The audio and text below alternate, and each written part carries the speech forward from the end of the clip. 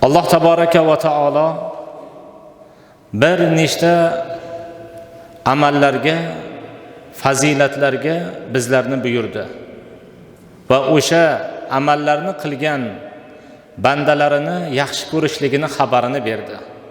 Jumladan innalloha ma'as sobirin. Albatta Alloh taolo sabr qiluvchi bandalarini yaxshi ko'radi deydi. Yoki innalloha yuhibbul muttaqin. Albatta Alloh taolo taqvodor bandalarni yaxshi ko'radi deydi. Demak, sabr qiluvchi bandalar bilan birga ekanligini xabarini berdi. Taqvodor bandalarni yaxshi ko'rishlik xabarini berdi.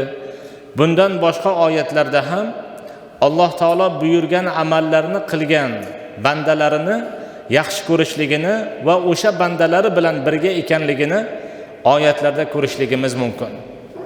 Va Robbimiz yana ba'zi bir amallardan qaytardi.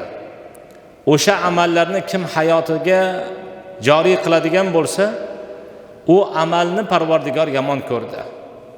U amalni qiluvchi bandani yomon ko'rdi. Jumladan innalloha la yuhibbul mufsidin deydi. Albatta u zot Alloh taolo fasod qiluvchilarni sevmas deydi. Yaxshi ko'rmas deydi. Va yana shunga o'xshash oyatlarni ko'rishligimiz mumkin. Har bir mo'min banda yuragidan xohlaymiz Robbimizning muhabbatiga loyiq bo'lishni. Hamma mo'min musulmon xohlaymiz. Ammo mana shu muhabbatga loyiq bo'lishligimiz uchun bizdan Parvardigorimiz buyurgan amallar bor, o'sha amallarda mustahkam bo'lishimiz kerak. Mana shu yo'lda bizdan harakat kerak. Mana shu yo'lda bizda jiddiy jahd kerak. Natijada inshaalloh yuqoridagi fazilatlarga ega bo'lajakmiz. Parvardigorimiz kalomida aytadi: Astaizu billah va laqad wassayna allazina utul kitaba min qablikum va iyyakum an ittaqulloh.